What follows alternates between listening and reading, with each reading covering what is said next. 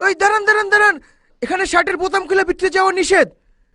বিশ্বাস করুন ভাই, আমার বোতামগুলো চুরি করেছে আমার বন্ধু শিকদার। তো আমি কি করুম? আরে ভাই, এটা তো শিকদারেরই বাসা, সেই জন্যই তো আমি এখানে। শিকদার, এটা তো চৌধুরী সাহেবের বাসা।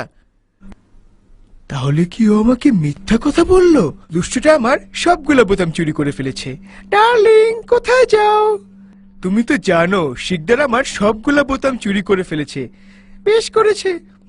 সেজন্য শার্টগুলো নিয়ে যাচ্ছি মার কাছে সেলাই করাতে। আর কতদিন এভাবে বোতাম ছাড়া ঘুরে বেড়াবো বলো?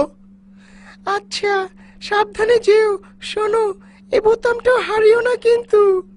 যাও পাগলি, টাটা। মা, মা, খোকা, আমি কত কষ্ট করে তোর জন্য শার্ট কিনি, কতবার টাকা জমিয়ে তোর জন্য আমি বোতাম সেলাই করে শার্ট বানাই, আর সেই শার্টের বোতাম চুরি করবে শিকদার। তোর লজ্জা করে না? এই বুড়া বয়সে বুকের লোম মেলায় ঘুরে বেড়াস।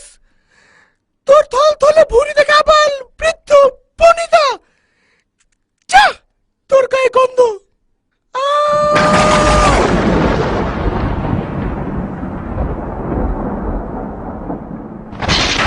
শিকদার, আজকে তোর একদিন কি আমার একদিন। আলি কুসুম কুসুম কুসুমাই, কুসুম কুসুম কুসুমাই কুসুমাই।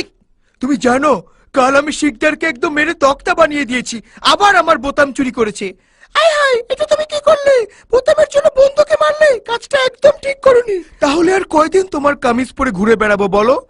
এটা কোনো কথা হলো? মানুষ কত কষ্ট করে একটা বন্ধু জোটায়, আর তাকে তুমি মারলে।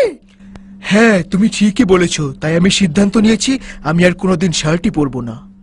জি হ্যাঁ, উনি সঠিক সিদ্ধান্ত নিয়েছেন, কারণ বোতামের চেয়ে মূল্যবান একটি মূল্যবান বোতাম, তবে তার চেয়েও মূল্যবান বন্ধুত্ব, বন্ধুত্ব, বন্ধুত্ব।